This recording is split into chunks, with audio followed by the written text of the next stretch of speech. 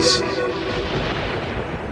The matrix is everywhere. It is all around us. Even now, in this very room, you can see it when you look out your window or when you turn on your television.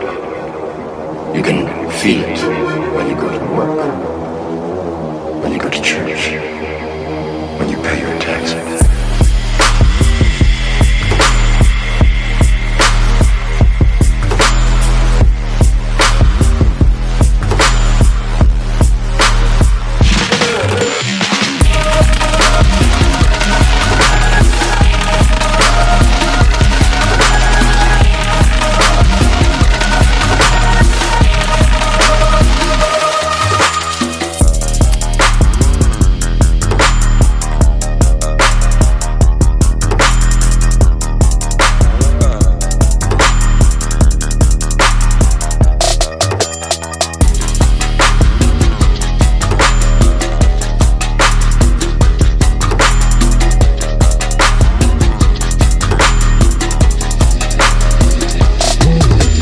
It is the world that has been pulled over your eyes to blind you from the truth.